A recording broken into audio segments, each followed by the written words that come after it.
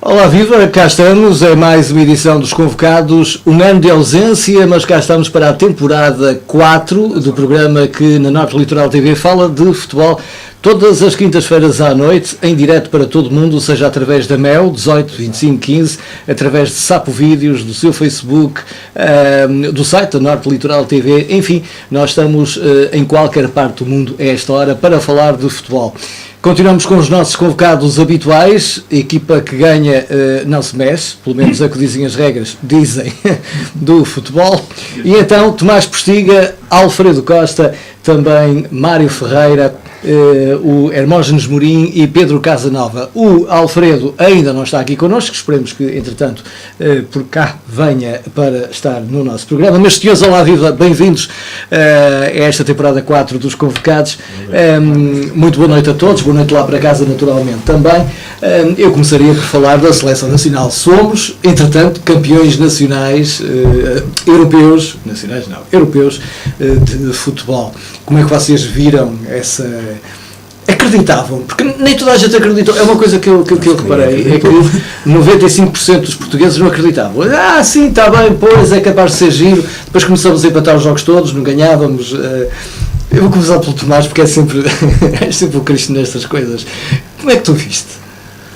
Não foi. Às vezes em pé. Não, eu acho que foi uma conquista que se foi conquistando, depois embora pleonasmo, não é?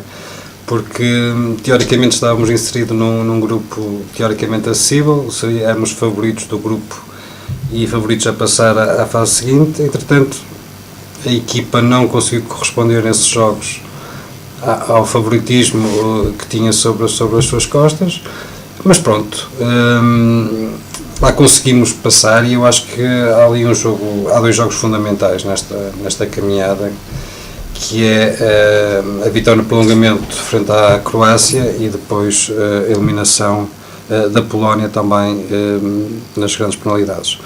Portanto, só que um empate, se não houvesse vitória não ia mudar. Portanto, eu acho que foi a partir daí que a equipa também começou a acreditar um pouco em si própria.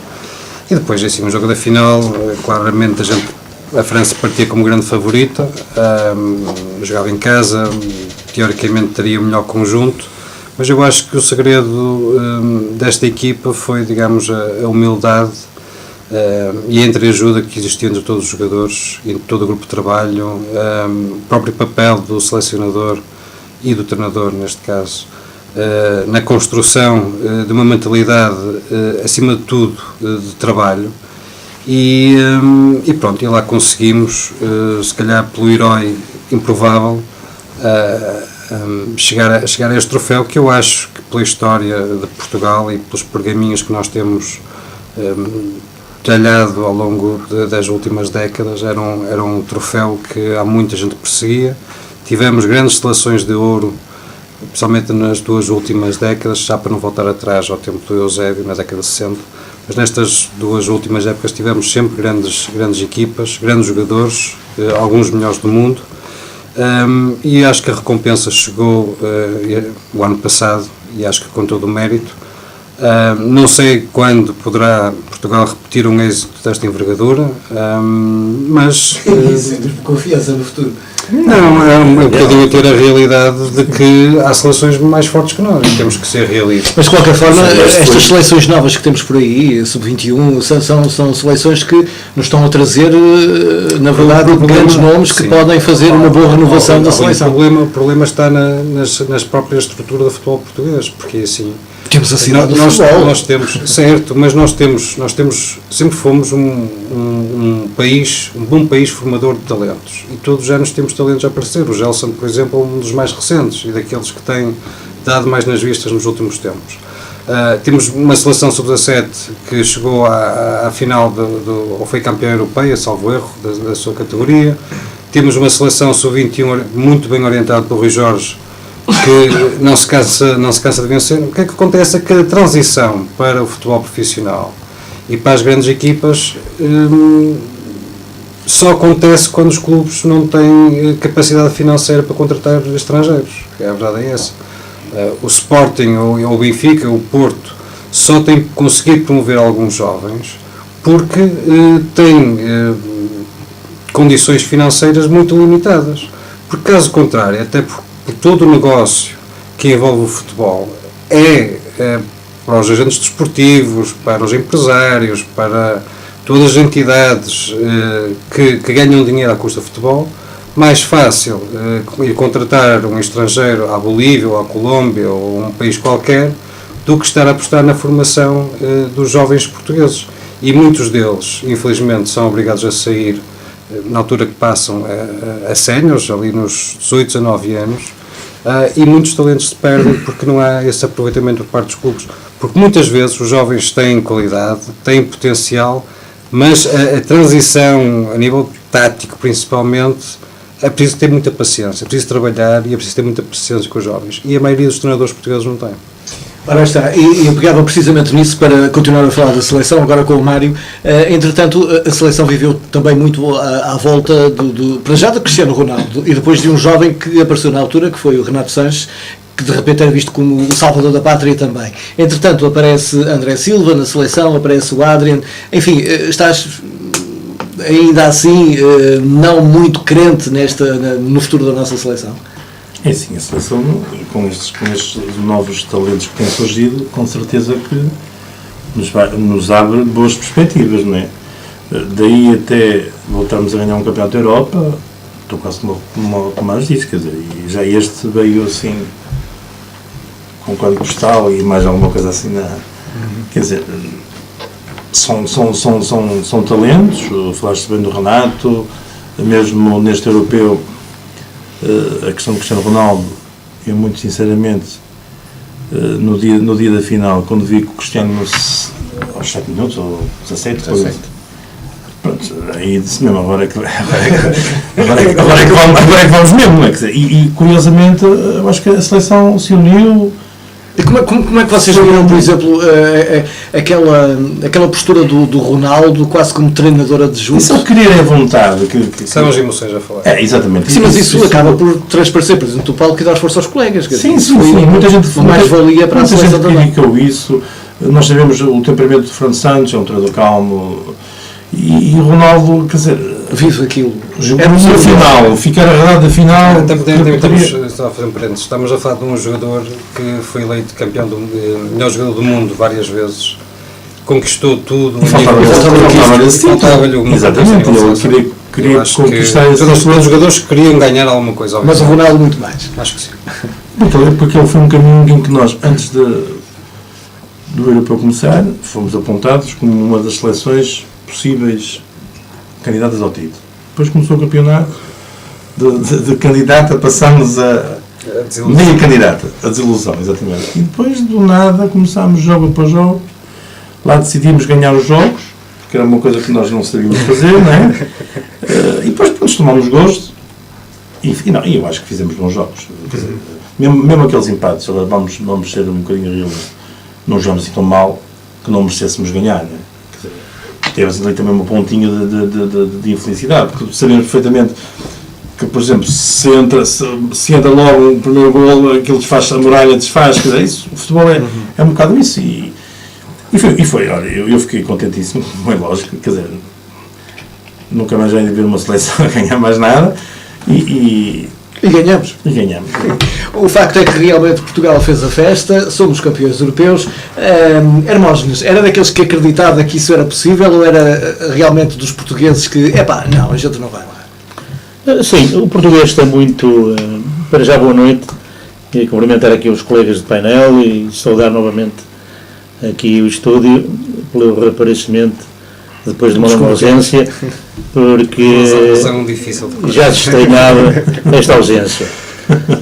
E falando agora de futebol e precisamente na seleção, Portugal nem era o mesmo. O português está muito, em termos de seleção, há muito pessimismo também, não é? Mas quando se começam este tipo de campeonatos, de provas, há sempre uma pontinha de esperança. E Portugal alimentava esta esperança, até porque, em termos de crítica e de previsões, Portugal estava numa lista de possíveis vencedores. Aliás, tivemos um Presidente da República que chegou à França e disse, olhos nos olhos, como é que ele se chama, ao Hollande, calma aí que nós somos melhores que vocês. Não é? Sim, Mas isso já... mas aquele ditado que se aplica manteve-se e foi essa a realidade de não há campeão sem sorte. Portugal mereceu essa sorte, trabalhou e demonstrou que realmente o futebol é um desporto coletivo. Há as referências que podem decidir, mas Portugal foi coletivamente muito bom, muito forte. Se verificarmos o início, não foi nada auspicioso, e aí criou-se uma expectativa de pessimismo mesmo. Depois, jogo a jogo, Portugal demonstrou que tinha qualidade, sobressaíram. Eu quero, logicamente que não é de individualizar muito, mas há referências. Eu quero destacar um elemento que apareceu neste europeu, que confirmou uma certeza a nível mundial mesmo, que é o Rafael Guerreiro. E Portugal beneficiou com o pico de forma de determinados elementos. Depois, comparado com o Quaresma, que era um jogador que... Não só. Nós tivemos jogadores... O Adriano no início não jogava, entrou na fase decisiva, foi decisivo. O próprio Ronaldo, que é sempre a referência, porque se espera, teve jogos que enfim, e apareceu. E depois o Rui Patrício, que foi logicamente, portanto, são as tais referências que são importantíssimas, mas Portugal demonstrou coletivamente ser bastante forte, mereceu, contra muitas previsões. A França jogava em casa, tinha um coletivo muito forte, tinha referências muito boas, e o jogo, afinal, ainda bem, para a satisfação dos portugueses, e não só, justificou realmente na final que mereceu vencer.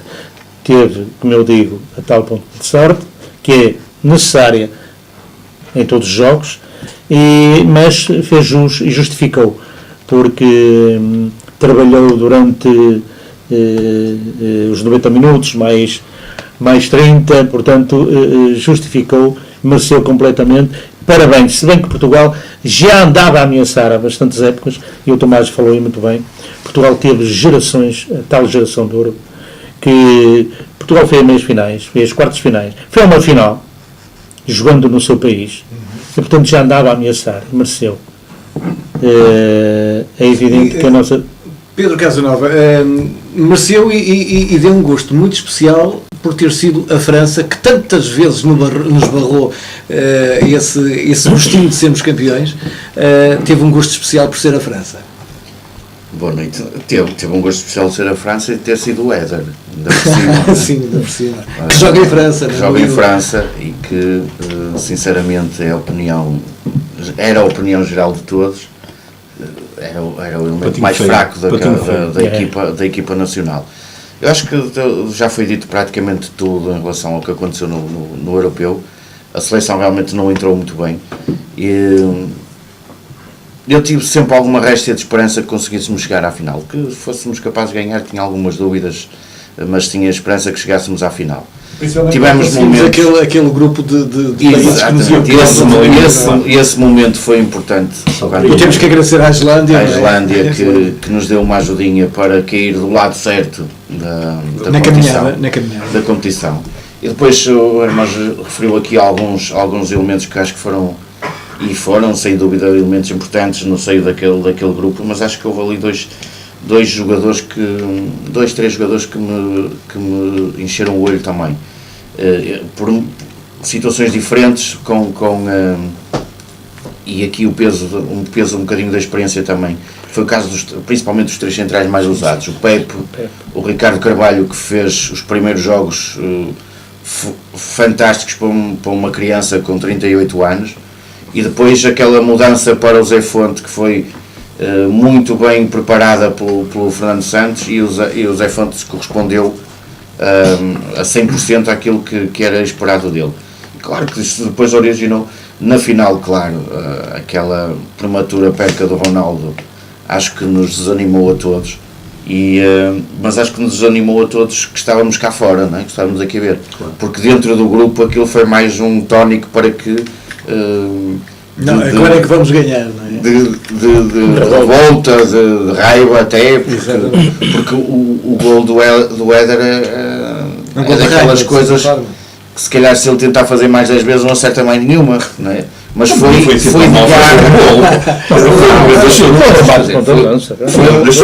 não é isso que eu estou a dizer.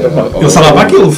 Bem, mas o Éder está lá para aquilo e em 99% das situações não acerta sequer na bola. Ali só para estar bomba. Pronto, e ali foi o que aconteceu, foi aquele criar aquela raiva que eu acho que aquilo que ainda agora estávamos a falar, daquela emotividade com que o Ronaldo estava no banco, também acabou por empolgar os colegas e o Fernando foi muito feliz porque o Éder entrou muito bem no jogo. Entrou, e ele admitiu que não era o Éder para entrar, não era o Éder que ia entrar, mas pronto, que é um homem de fé. E que ele estava a treinar para o prolongamento, não é? Qualquer coisa ele disse que devia ser o Éder. O jogo estava a se preparar para o prolongamento, não era? E o Éder acabou por ser o herói. A pensar que ia ganhar o jogo nos finais. E fica para a história o Éder, sem dúvida, da seleção nacional. Entretanto, já saiu hoje a convocatória da seleção e temos mais 3 jogadores da área da Póvoa de Varzim e Vila de Conde que estão convocados.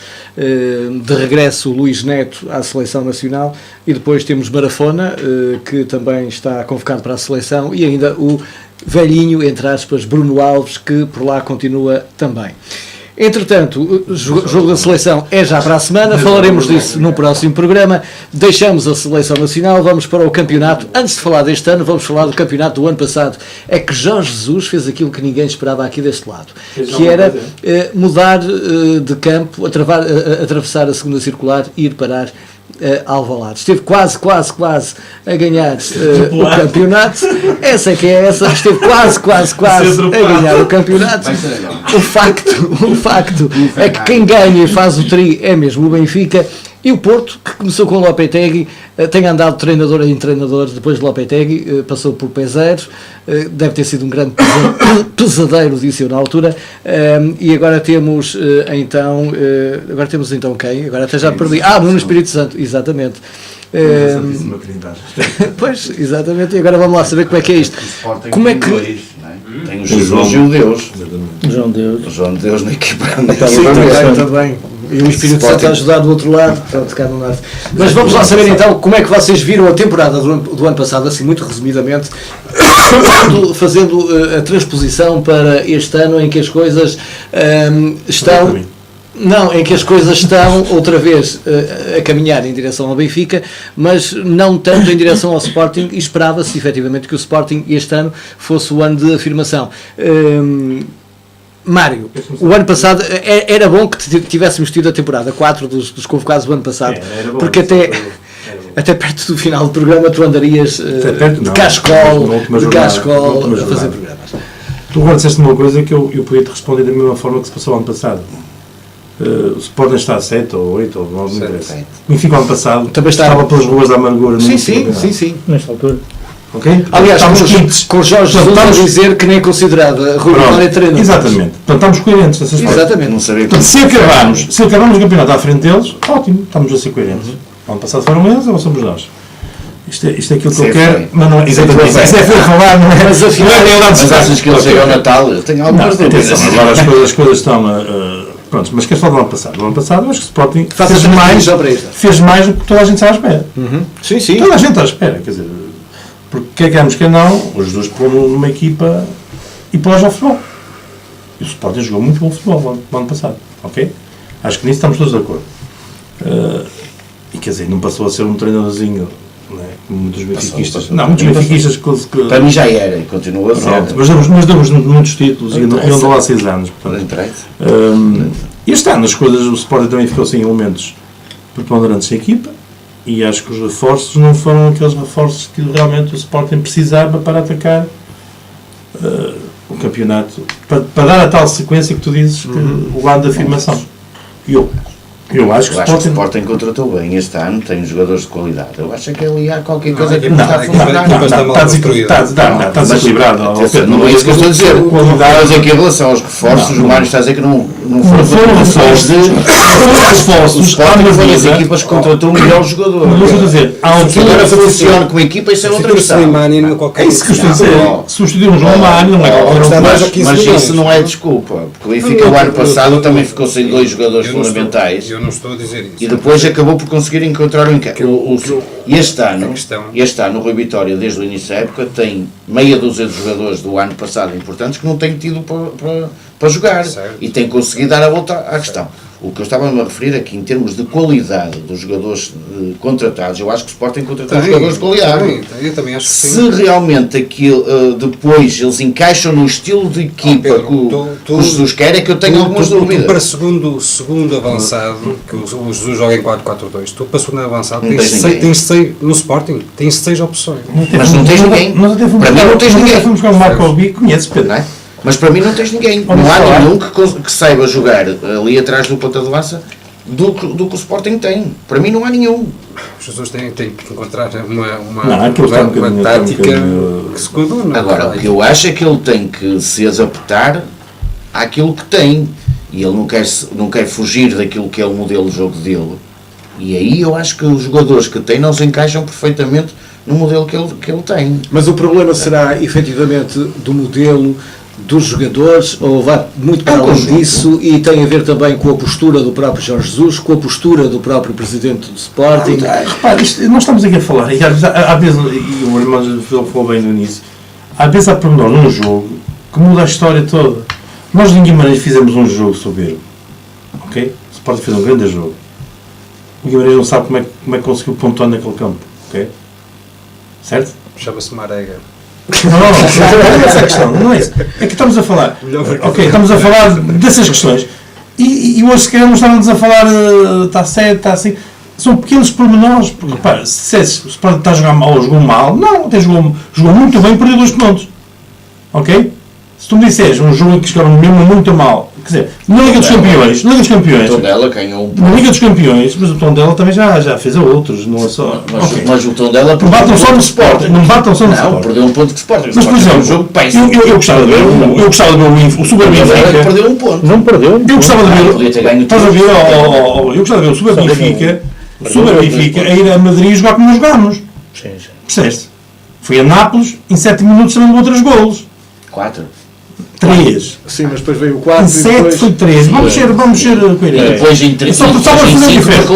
Não, porque depois acabaram os jogos. É melhor que nós irmos embora e vocês lá marcaram 2 golos para nós. Portanto, se analisares os jogos que nós fizemos e estamos a falar, por exemplo, não é isso. Isso é importante, porque, por exemplo, na Liga dos Campeões, nós até podemos nem estar na Liga Europa, como podemos ser apurados. E temos feito grandes jogos. Mas como é que o Dortmund o Sporting ontem fez um grande jogo em Dortmund para não merecer a perder, como ele disse? Eu não estou a dizer não, estou-te a perguntar. Por exemplo. O Sporting não fez nem o Dortmund. Sim, o próprio treinador do Dortmund disse que não merecia aquele resultado que uma sorte não fez gols. Não merecia ser. Mas ele diz sempre espetacular. Só perdeu o 0. Ele diz sempre espetacular. A palavra dele Deixa-me só juntar. Mas também não fez um jogo assim tão. Deixa-me só juntar. Pedro. O jogo do Real Madrid. Deixa-me só juntar o Hermógenes aqui à conversa para perguntar. Hermógenes, como é que o Sporting a ganhar 1-0 ao Real Madrid aos 89 minutos perde por 2? 89. 88. Como é que é possível? Eu sempre disse que o jogo de futebol tem muitos minutos. É possível porque é futebol. Obrigado. O fenómeno de futebol é isto mesmo. Já houve uma Liga dos Campeões. O Bayern Munique ganhou nos 90 minutos. A perder 1-0 e o é verdade, mas isto é a realidade.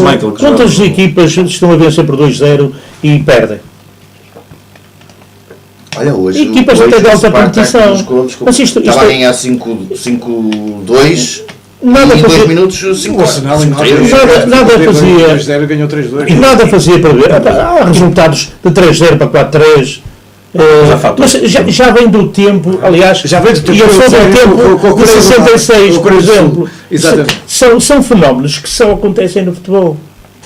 E o futebol é fértil nisto. Por isso é que o fenómeno desportivo no futebol, interrompendo, é que eu agora nunca sei quando é que estou descansado. Será que quando o Sporting tiver a ganhar 5-0 é que eu digo, bem, devemos ganhar um jogo? Não, mas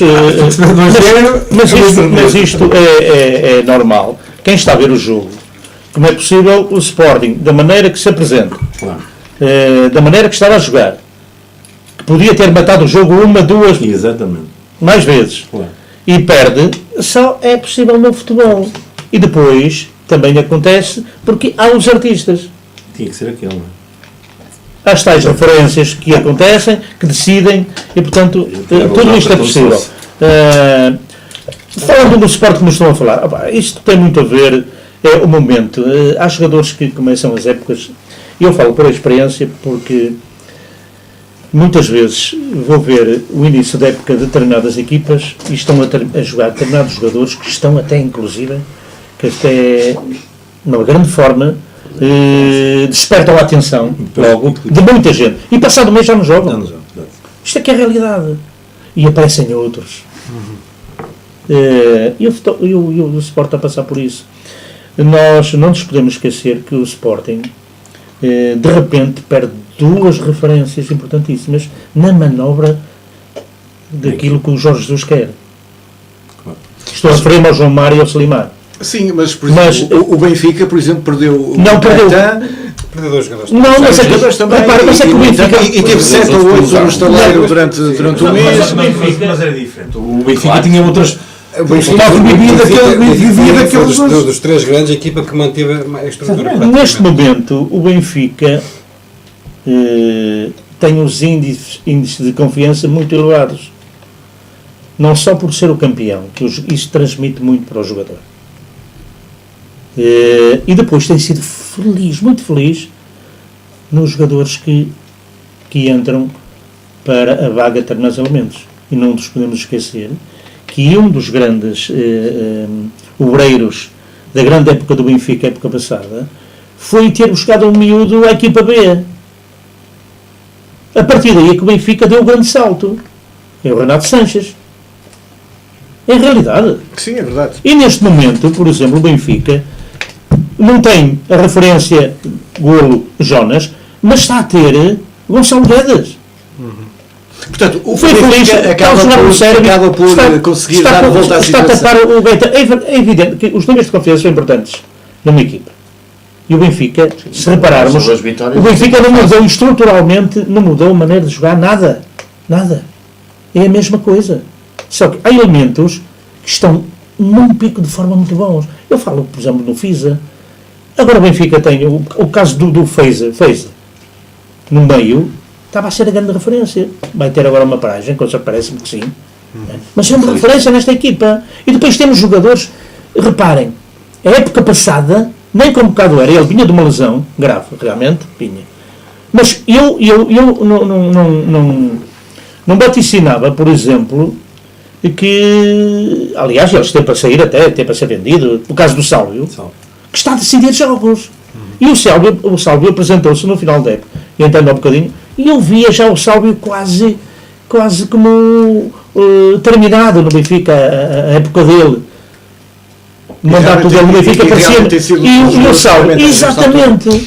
Deixa-me só passar também para o Futebol Clube Porto, já que o Porto também está a atravessar uma fase que nem é carne nem é peixe. O Porto está a atravessar uma travessia do deserto.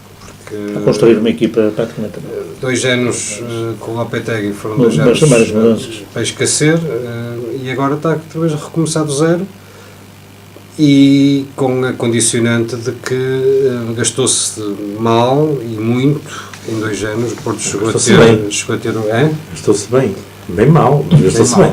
E vocês pagam treinadores, que é uma coisa assim. Não é só isso, mesmo em termos de contratação de jogadores. O Porto tem um teto, ainda hoje tem um teto salarial acima do que é do Benfica, que é do Sporting, e acho que para aquilo que é o plantel do Porto não há justificação possível. Portanto, O Porto, já falando do ano passado, o Lopetegui saiu tarde, mas saiu, e o Peseiro não faz milagres, como é lógico. E teve, digamos, a possibilidade de pelo menos ganhar um troféu, mas o Braga foi superior na final da taça e acho que venceu bem. Quanto ao Nuno Espírito Santo, do rol de treinadores disponíveis, eu teria preferido o Marco Silva, muito sinceramente, mas entendo. Mas ficou depois. Sim, mas era uma questão de mais milhão, menos milhão, acho que não é dos que estava disponível. Poderia estar, mas não estava. Sim, não é? sim, mas pronto, eu entendo a escolha do Pinto Costa, num treinador que conhece os cantos à casa, e o Porto partiu para este campeonato mais como outsider do que propriamente como um candidato ao título. Foi dos três grandes a equipa que mais transformação sofreu no seu plantel. Foi a equipa que também, fruto das vendas que não se concretizaram, não teve meios financeiros para ir contratar melhores jogadores.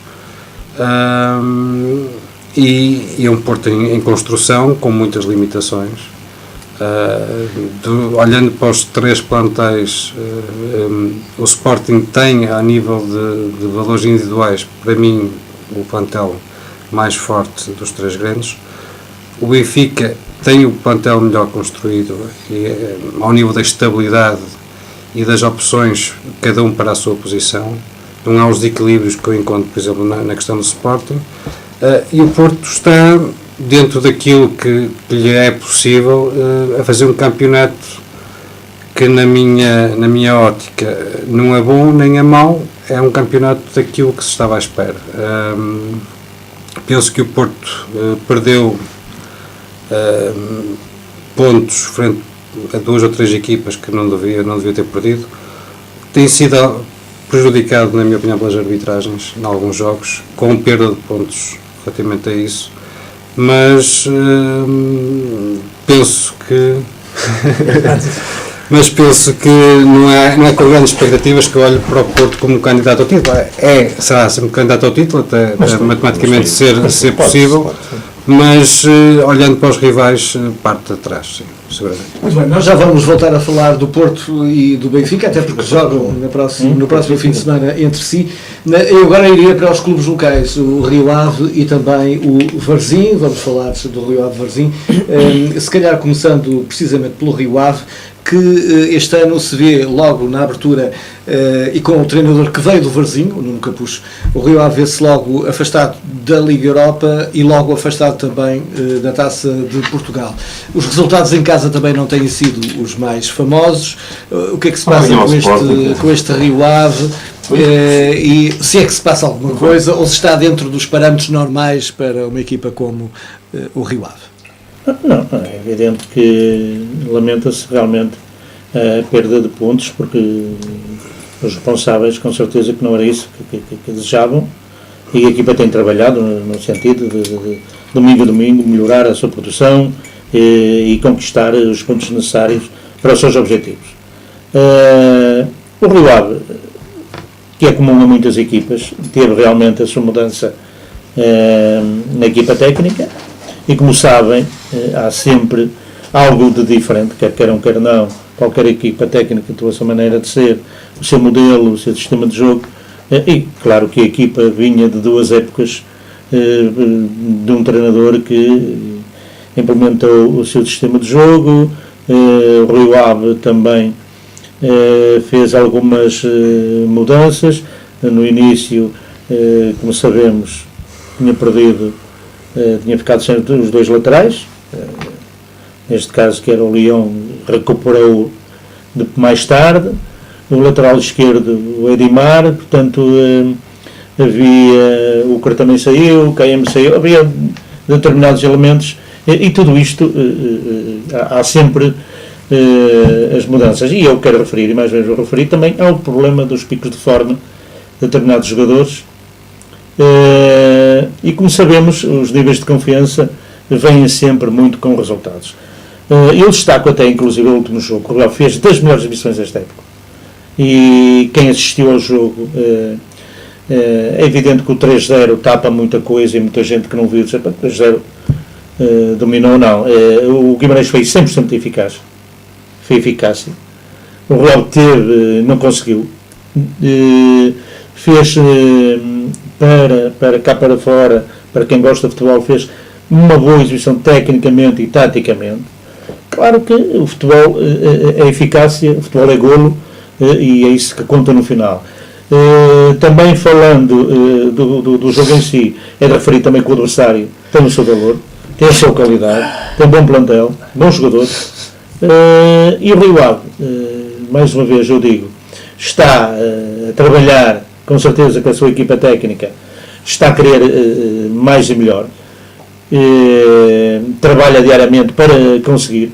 O Rio Ave, como sabem, habituou e conseguiu as últimas épocas resultados excelentes, inclusive nas últimas 3 épocas conseguiu 2 presenças na Liga Europa, teve uma final da Taça de Portugal e isso criou muita expectativa. E uma final da Taça da Liga. E uma final da Taça da Liga, uma final da Supertaça também, e portanto isso cria sempre expectativa. Mas sabemos que não há épocas iguais. E perdeu um bom treinador. E perdeu um bom treinador. Sim, mas isso, o que lá está também é um bom treinador. Sim, é um treinador. Está no início. Eu considero sempre bons treinadores. Claro. Porque está num bom clube também. E não só, tem o seu mérito, o trabalho, não é? Está a começar, e eu digo isto que ele fez um bom trabalho no Barzinho, quer queiram, quer não. Estamos a falar de divisões diferentes. E portanto, ele está um jovem, que está realmente na alta competição, tem inclusive o seu método de trabalho, esteve, como sabem, numa casa onde foi sempre uma grande referência. E, portanto, o Rio Ave acabou por ser também o trampolim para alguns treinadores. É evidente. Os 2 últimos que passaram por lá. No caso, Nuno Espírito Santo foi o primeiro clube que treinou em termos de alta competição. Foi a partir daí que foi parar ao com certeza. E chegou onde chegou. Não é? Exatamente. E logicamente que o Capucho está a fazer o seu trabalho. É evidente que custa neste momento. São os resultados. Está a acontecer isto. Estávamos a falar do Sport, está a acontecer ao Rio Ave a mesma coisa. O Sport também está a atravessar um período menos bom em termos de resultados e o Rio Ave está a atravessar o seu período porque os resultados não condizem com as exibições. E eu refiro por experiência, também terei, que muitas vezes os resultados não vêm com as exibições. As exibições é que podem vir com o resultado, porque muitas vezes há equipas que jogam muito bem e aos 90 minutos perdem. E portanto o resultado normalmente não vem com a exibição pode vir com o resultado. E o Rio Ave procura e trabalha para rapidamente recuperar este terreno perdido e estes resultados menos positivos, e esperemos e creio e estou otimista que já o próximo jogo consiga ultrapassar esta fase menos boa. Muito bem, vamos agora também falar do Varzim, até porque o Varzim está na segunda Liga. O Varzim, o ano passado, fez uma boa prova, precisamente com o Nuno Capucho, o atual treinador do Rio Ave. Entretanto, Nuno Capucho dá o salto para a primeira divisão. Lá está, para o Rio Ave. O Varzim vai buscar Armando Evangelista, a coisa não funciona. João Eusébio acaba por ficar como treinador do Varzim, foi confirmado esta semana. Ele fez 4 jogos interinos e apenas, como treinador interino, e apenas teve uma derrota. Mas curiosamente, Pedro, nós falávamos que João Eusébio acabaria no Varzim há 2 anos, curiosamente, nesse programa. 2-3. Não, é assim, vamos lá ver. Ainda bem que alguém nos ouviu. Época passada, não pondo em causa nem de perto nem de longe o trabalho feito por Nuno Capucho, porque desde que o Varzim faça um campeonato minimamente estabilizado, sem andar ali com muitos picos de sobe e desce, sem andar ali nas zonas descidas aqui, eu acho que qualquer treinador que faça isso faz um bom trabalho, porque todos nós sabemos as limitações do Varzim, quer dizer, sabíamos, e já vou dizer porque é que digo isso, sabíamos as limitações do Varzim, e por isso acho que o ano passado enquadrou-se dentro daquilo que eu acho que era o mais expectável para o Varzim acontecer. Este ano para mim é um ano surreal, até um bocadinho. Primeiro, começa com a escolha do Evangelista. Não está em causa a escolha da pessoa, não é isso que eu queria referir, mas referir-me à forma como foi apresentado. Eu, quando vi num jornal a dizer que o Varzim tinha contratado um jogador com experiência, um treinador com experiência internacional, eu ainda não tinha ouvido o nome e estava a pensar quem é que seria. E depois percebi que era o Armando Evangelista. Acompanhado com isso, acho que, e aí é que eu dizia que pensei que o Varzim estava com dificuldades e tenho agora alguma dificuldade em assumir isso, há uma avalanche de jogadores a entrar no plantel do Varzim. Alguns eu acho que foram anunciados, eu nunca os vi sequer a treinar lá com o Varzim, mas posso estar enganado. Eles também entram e acabam por sair logo a seguir. Quer dizer, eu só vi ainda sair um. Dos que tinha vindo, eu vi que rescindiu um. Mas o Varzim deve ter feito para aí umas 20 contratações, no mínimo. No mínimo. Ora, para um clube com as dificuldades que o Varzim tem, que é público, toda a gente o sabe, conseguir fazer tanta contratação. E agora a parte que é mais preocupante para mim.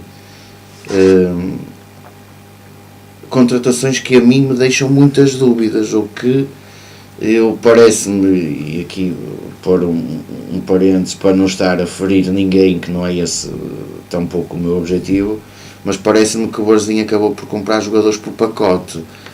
Tens aqui um com alguma qualidade, mas tens que levar mais estes 3, quer dizer, dos reforços deste ano, e é fácil ver pelas equipas que têm os 11 que têm jogado, tens de reforços 2 jogadores que têm jogado, não é? Não tens mais, o resto tem sido praticamente os do ano passado, e tens outros que têm jogado porque os do ano passado ou estão lesionados ou já não os tens. Mas em termos de qualidade, o plantel do Varzim para mim este ano é muito mais fraco. A opção do treinador, tenho muitas dúvidas que tenha sido a melhor. E agora João Eusébio foi a melhor resposta? O João Eusébio para mim é a solução, é a única solução possível neste momento dentro do Varzim. O Varzim que estará a pegar nesta final 5 ou 6 não há a questão financeira não permite o Varzim ir buscar um outro treinador.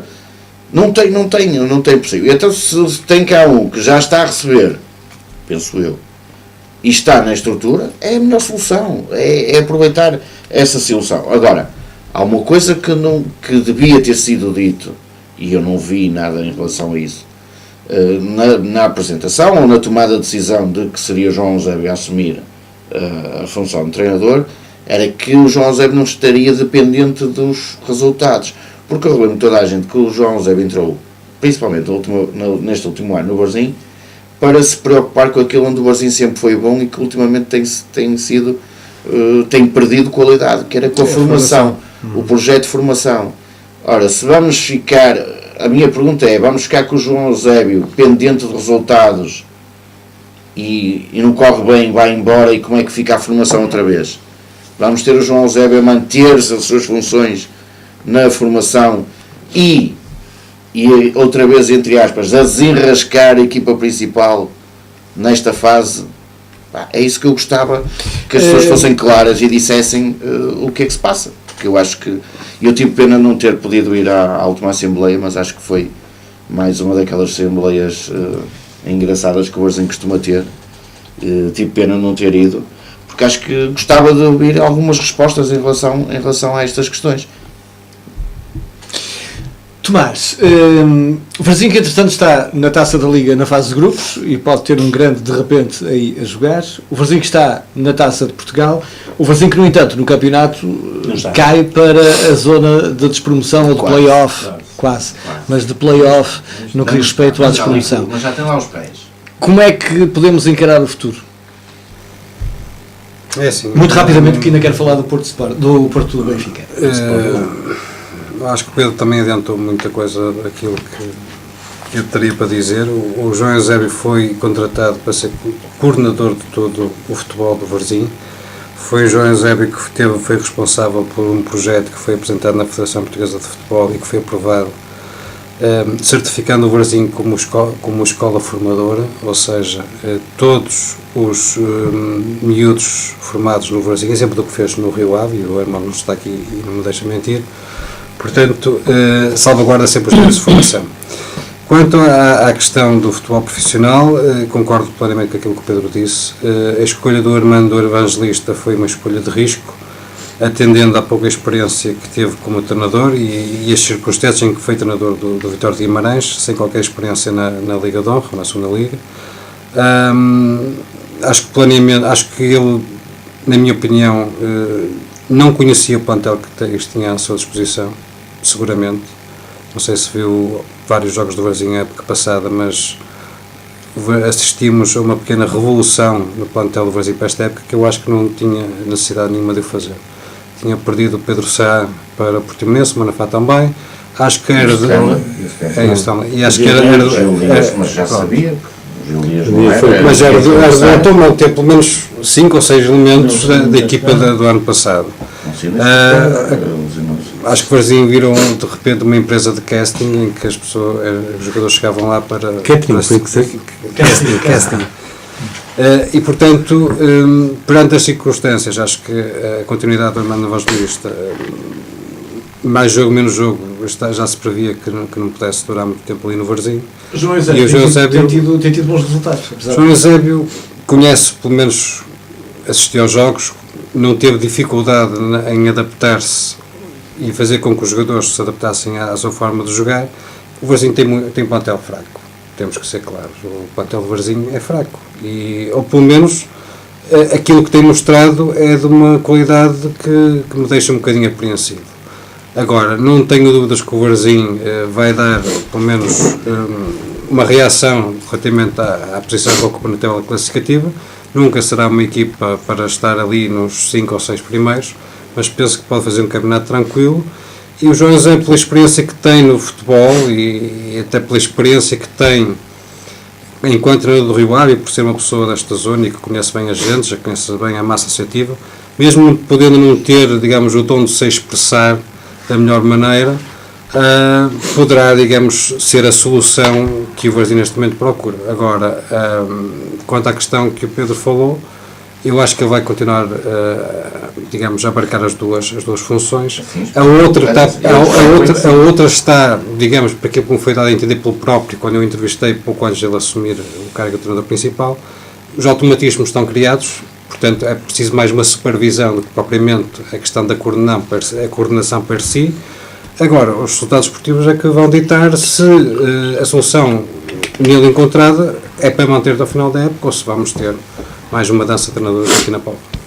A ver, vamos, Mário, também muito rapidamente o Varzim, e já agora um grande abraço lá para casa para o Carlos André, que nos segue em direto, um grande varzinista, que também não perde os convocados e que se regozijou com o regresso dos convocados.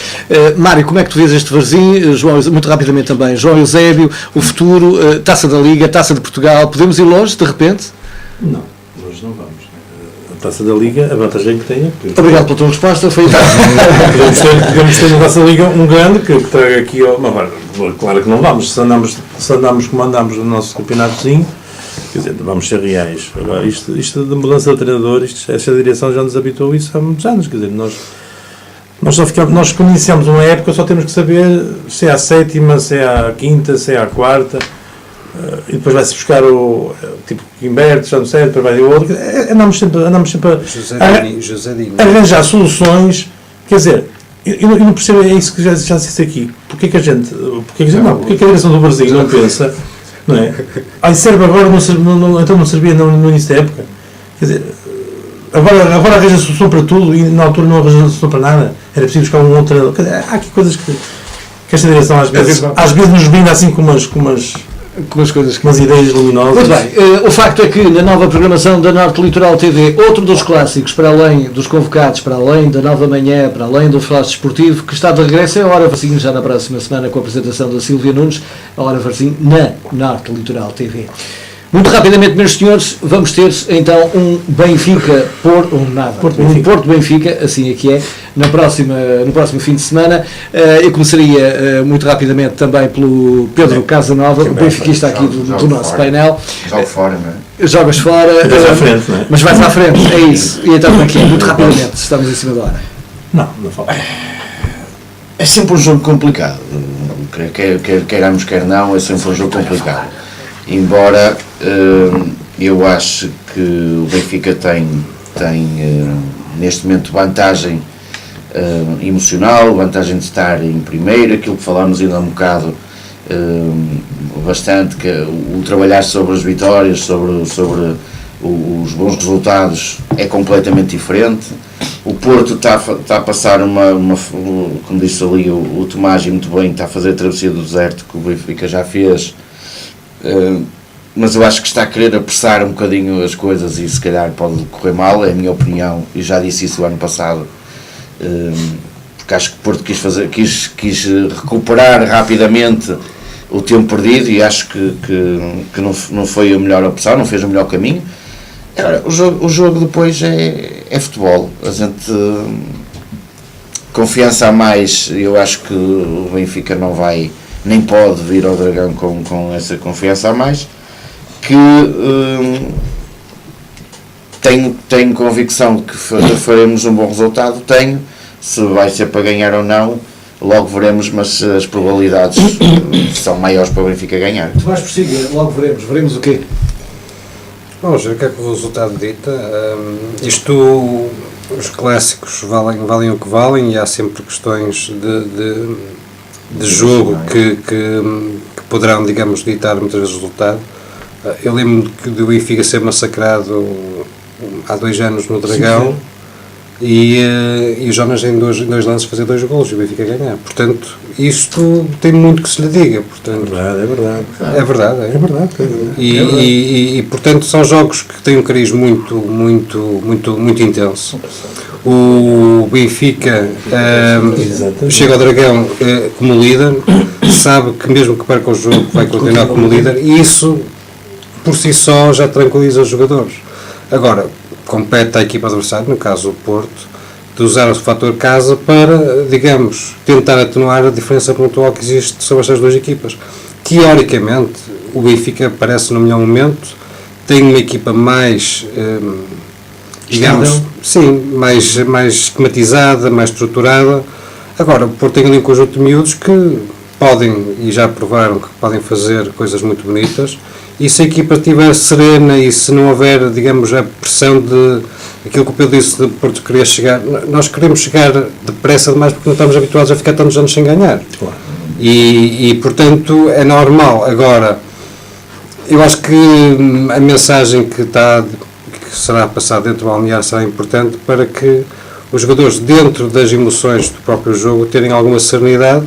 E depois são questões de pormenor, são questões da bola entrar ou ir para fora. Portanto, muito bem, e um Sportingista está à espera exatamente do quê? Se pudessem perder os 2 hoje, era o que eu estava à espera. Mas como isso não acontece no futebol... Estarás à espera aqui? Perdessem os 2, não é? Sim, mas não é sempre possível. Nestes jogos e já está provado nos nervos, nos clássicos, nem sempre a equipa que está em melhor forma é que ganha. Isso já está mais que provado. Mas eu não estou assim tão de acordo com o Pedro, né? Tu vai lá ao Dragão e vão ser favas contadas. Acho que o Porto, sim, mas está melhor. O Porto tem picos, o Porto tem uns jogos aí como de repente até faz um jogo engraçado. Mas disseste bem, tem picos. Teve o pico agora com o Genk, agora pode não ter.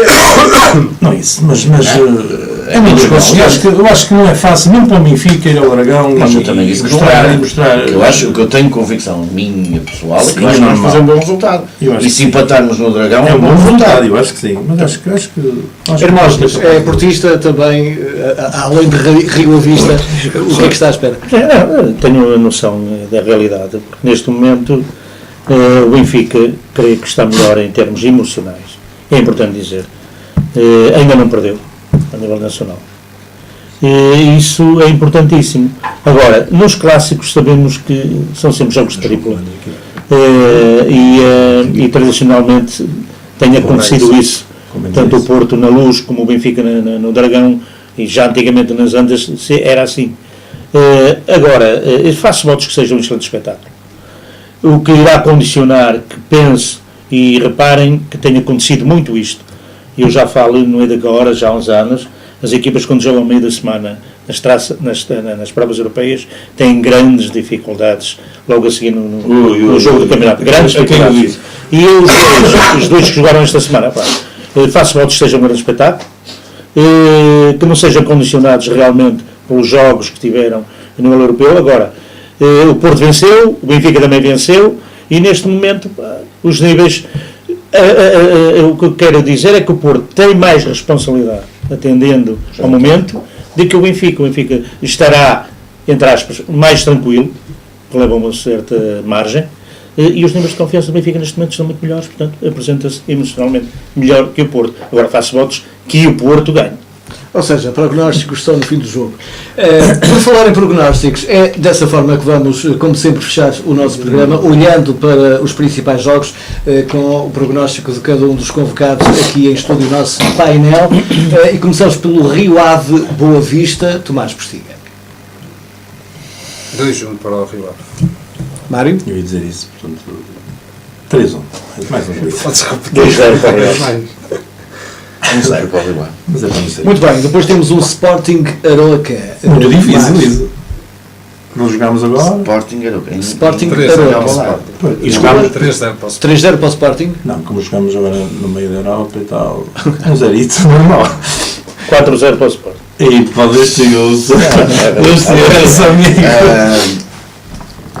Pedro, também ser simpático. Eu acho que Pedro, também o agora. Arouca não tem nada a ver com o Arouca do ano passado, e por isso não vai criar grandes dificuldades no Sporting. 2-0 para o Sporting. Muito bem, antes do Futebol Clube Porto Benfica, vamos ao Varzim União da Madeira. Tomás. 1-0 para o Brasil. 2-1 para o Brasil. Hermógenes. 2-0 para o Brasil. Pedro. Está bem. 2-0 para o Brasil. Muito bem, e agora o tal jogo, o clássico deste fim de semana, vai fazer parar o país ou não? É mesmo o Futebol Clube Porto Benfica. Tomás. 2-1 para o Porto. Pedro. Um X2. Entendi. Não, eu penso que vai ficar 1-1. 1-1. 1-1. Mário. 2-2. 1-0 para o Porto. Muito bem, os convocados estão a chegar ao final, realização do Miguel Nova, e a partir de agora, à quinta-feira, já sabe, o encontro é mesmo aqui, Norte Litoral TV. Nós contamos consigo para que possamos falar de futebol em conversa de café, sempre na Norte Litoral, para todo mundo, através da MEL, através do Facebook, através do nosso site, enfim, onde quer que esteja, é bom saber que você está desse lado. Continuação de uma boa noite com a Norte Litoral TV.